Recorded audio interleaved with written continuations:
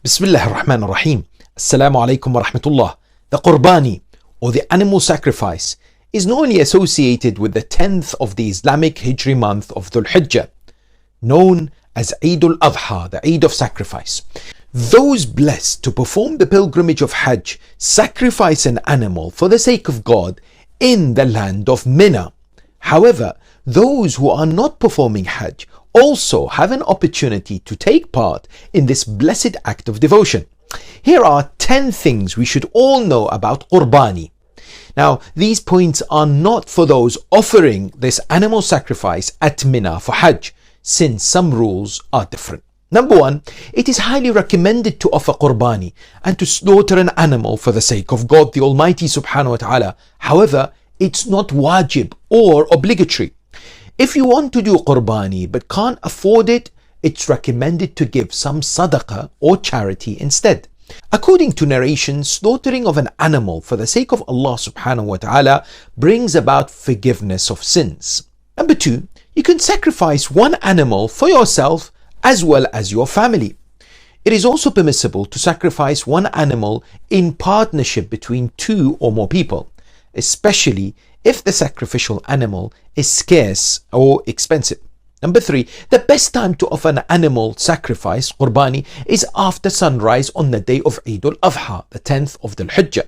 The Qurbani can also be given for up to 3 days from that date. Number 4, which animal should be sacrificed? Well, the animal should be either a camel, cow, or sheep, including goats. As an obligatory precaution, the camel must be at least 5 years old, the goat at least 2 years old, and the sheep at least 7 months old. Number 5, it's discouraged for the animal sacrifice to be the one raised by the individual offering the sacrifice. It's better if the animal is quite fat and has complete body parts, but if they have some parts missing, they can still be used for this type of Qurbani. Number 6, what should happen to the meat? Well, a third of it can be given to the poor, which is highly recommended, another third to other Muslims, and the final third can be taken by one's own self as well as family.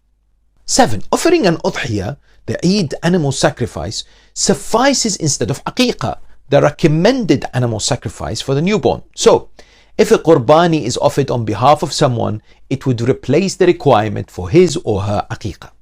Number 8, there is no problem in offering a sacrifice on behalf of a deceased person with the intention of raja, i.e. hope of attaining a reward. Also, sacrificing an animal on behalf of numerous individuals without specifying an upper limit is fine too.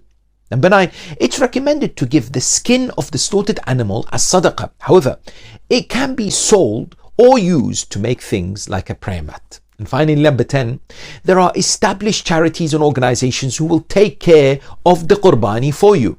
These include Al-Ain Foundation, Noor Relief Fund, Lady Fatima Trust, Zahra Trust, as well as World Federation Aid. The link for these are all below the video. So, we have the opportunity these days to gain tremendous reward and place happiness in the hearts of the needy and the poor. May Allah subhanahu wa ta'ala accept your devotion and your deeds.